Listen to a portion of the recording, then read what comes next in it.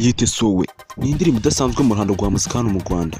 Irimo guca ibintu, irimo guca agahigo, bizasaba imyaka myinshi kugira ngo abandi bagahigure. Iyi ndirimbo y'umugabo w'umusitari hano mu Rwanda wigaruriye umutima benshi hano mu Rwanda, yita iwacu Bruce Melody. Nyuma y'amezi arenga 3 avuga ko agiye gusura indirimbo yarashize izasohoka, ariko ibyo iri gukora ku mbuga nkoranyambaga ntibisanzwe. Uyu mugabo avuga ko ari indirimbo yashemo amafaranga menshi cyane. Urebye aba producer bayikoze, abakoze video n'abasitari gusa, abagaragaye muri iyo ndirimbo n'abasitari gusa. Ahantu yakoreye ni mu gihugu cya Nigeria. Iyo ndirimbo ya mbere ashamo amafaranga menshi, ngo kandi nayo ndirimbo ihenze hano mu gihugu cy'u Rwanda. Iyi ni indirimbo itarimo ijambo na rimwe ry'ikinyarwanda. Icyo uyu mugabo ashaka ni uko hagura inzira zo mu mahanga, uko iyo bagiye gukorera ibitaramo hari aho bagera bari kuririmba yavuga ikinyarwanda abazungu bikabagora kukimenya. Ngo niyo mpamvu iyi ndirimbo yashyize mu cyongereza, ngo uyu mugabo akari no gutegura ibitaramo hanze kugira ngo yemere ko ino ndirimbo irenze.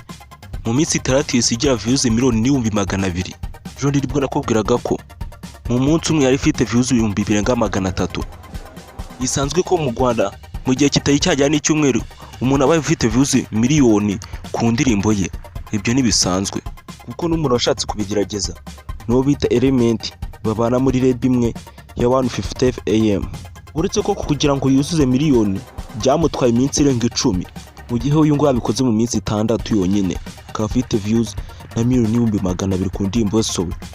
Ariko ntitwabitindaho kuko uri Bruce Melody wuje 1,200,000 mu minsi 3 afite abasubscribe barenga 500 hafi 600. Ariko nujya kureba ino ndirimbo mu Rwanda ntabwo bigeze bayikunda.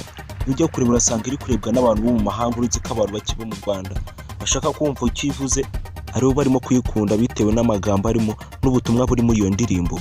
Ni indirimbo igaragaza ububi bw'ibiyobyabwenge. Ngo naho bijyanye n'iyi album yenda gusohora, ngo bamaze gushyiraho indirimbo ebyiri. Ngiyi ya mbere yewe ni She's Around, iri mix yakoranye na Shaggy. Ngiyi ya kabiri akaba ariyo bita sowe. Ubundi iyi ndirimbo yari yatangaje ko izaba yita Soweto, ariko ngo kugira ngo itazagora abazazishaka ku mbuga nkoranyambaga nibwo yahinduye izina yita sowe.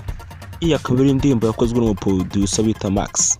Naho izindi ndirimbo kuri iri album muzagenda muzibona gahoro gahoro. Ngagiye kubanza akorere tuwa kuri iri ndirimbo sowe, hazazenguruka mu Burayi ukagera za Canada.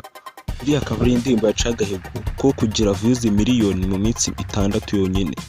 Usuri kubona ino ndirimbo izakomeza ikabica bigacika, cyangwa ugiye guhitinga amezi nk'abiri rekera. Uze kubyana uko ubyumva muri comment. Nimba utari wakanda subscribe kandi bwa mbere na mbere ubanza ukandi like, ukore share. Ngiye wakugezeho iki kiganiro nitwa Jean Paul. Hari n'ikindi kintu ushaka ko nagusobanurira, uze kujyanika muri comment, mba ndi ready kugusubiza. Nimba hari ikibazo ufite kuri YouTube channel yawe wazakembwa muri comment nkagusubiza. Wowe icyo uzakora uzasigamo nimero za WhatsApp, ngiye nzaza ngusubize. Nimba nari benshi bari kubinsaba nzabakorera video yuko mwakemura icyo kibazo kuri YouTube yanyu. Nimba n'ikindi kibazo ufite kuri telefone nzagusubiza. Wowe kandi subscribe kandi like.